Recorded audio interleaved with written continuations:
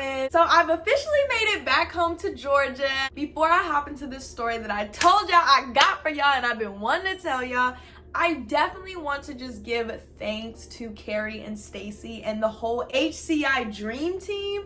HIC Live was an experience that, unless you were there, no amount of words or pictures or videos can really express the love, the support, and the transformation that was truly happening in the room. I was so fortunate to get the full experience by being coached by Stacey Morgenstern. I'm saying Morgenstern, and that is not that woman's last name. Stacey Morgenstern. I am sending love to the HCI Dream Team, all of the camera people, all of the people that were at HIC Live, and one just special big old whoosh to Stacey and Carrie.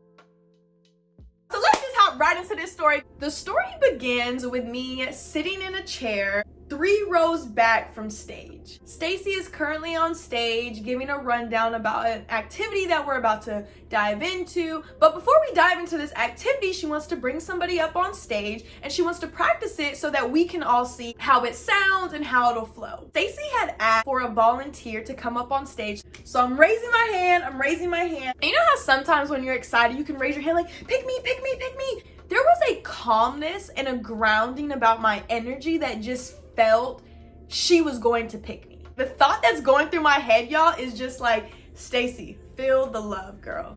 Feel the love, feel the presence. I'm like watching her close her eyes and kind of channel the room and feel it. And something in me was just like, bruh, she's going to pick you. So as soon as she was like, yes, you in the braids, I was just in my head, I'm like, I knew it. No, but like there was a calmness of just excitement of like, yes, like this is going to be the opportunity where I can choose, do you want to be authentic and really walk in your light, or do you want to half-ass this experience and just go up there just to be seen? This is the book that we would use to take some of our notes. We would work our sessions out of here. So this is our fun book. The first statement that she said to me is, repeat after me. If I gave myself permission to feel ready, what I really want is, so what I wrote is, if I gave myself permission to feel ready, what I really want is freedom. So for me, my freedom was financial freedom, freedom of expression, freedom to just be myself without the limiting belief that I need to like dim it down for other people. Hey guys, it's Johnny in the building. So as Stacey's continuing to ask me these questions and we're kind of breaking that surface level, and she goes deep into asking me, so what is stopping you from having this? And you know who it was? Me. And that is when the floodgates open, y'all. I literally threw on a vulnerability cape. I just allowed myself to be gentle and open to my truth and my honesty. And I just admitted that my ego, this persona that I have portrayed or have built up as a protection, which I call her Mona Lisa. She has protected Alyssa, my true self, for so long that had became an identity for me at one point. My ego, this Mona Lisa, this persona, sometimes she's an asshole. Mona Lisa is fear-based. She has a lot of doubt in her. There's a lot of trauma and hurt there. So when the asshole pops up, it's basically a protection. It's me putting on a shield saying, I'm not gonna let anybody in. And that is basically what was expressed on stage. So to fast forward, she asked me a question of what would I need to feel in order to have this freedom? What I stated is,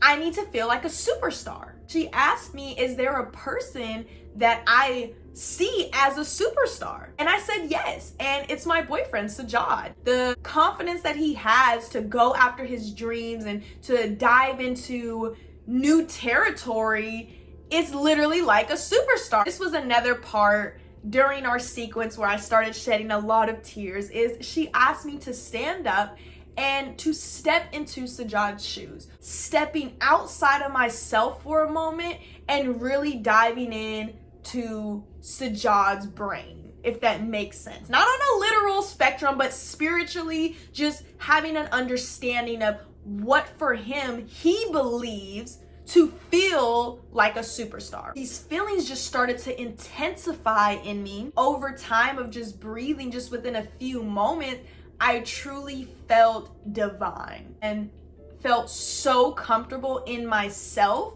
that it was almost uncomfortable to think that I'm any other way.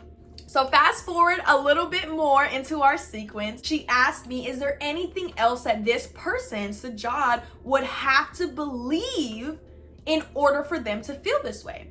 And then that is when that phrase came in of, I'm a master of my fate. And that is really what skyrocketed everything after that, because after saying that phrase for myself, but then like believing the shit, it's like everything like clicked of like, oh shit, I get it. It almost felt like everything was aligned, everything was clear. I had a clear vision for myself. I had a clear understanding of where my partner be coming from when he says certain things, when maybe I'm in that space of Mona Lisa. I'm in that fear-based space. I'm in that space of not feeling as confident. So when he hits me with, you're a master of your fate, Mona Lisa's like, what the fuck are you talking about? So as we begin to wrap up the session, she asked me to draw a circle in front of me.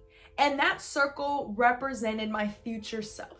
As I stepped into the circle, I took some deep breaths and I really grounded myself in this higher being, in this future version of myself. And she stated, all of these new choices that I've decided to make for myself, they've all worked out. And asked me, so what am I experiencing now? What I'm experiencing is true, authentic love.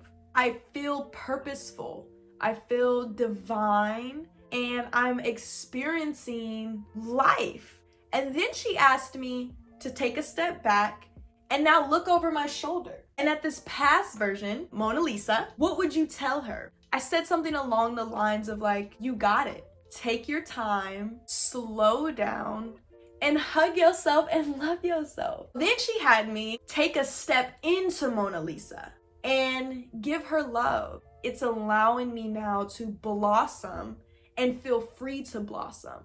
And not feel like I need to dim my light for nobody, not feeling like I need to tone it down for nobody. We left off with her asking me, when will you have an opportunity to give yourself permission? Motherfucking today. This experience has truly changed my life. I've truly unlocked the box that has now allowed me to move freely. I have chose to level myself up to a playing field that now says, you better motherfucking go. There is no time waiting. There is no excuses. There's no, oh, I'm in a cage. No, bitch, you're free. You're free because you choose to be free. You're free because you're being you and you know who you are. That's my story. That's the story that I have been wanting to share with y'all, and I'm so grateful to have had that experience. I am a life coach. I am out here to inspire, to empower, and to help people see that your light is no dimmer than the next person's light. But with all humbleness and all gratitude,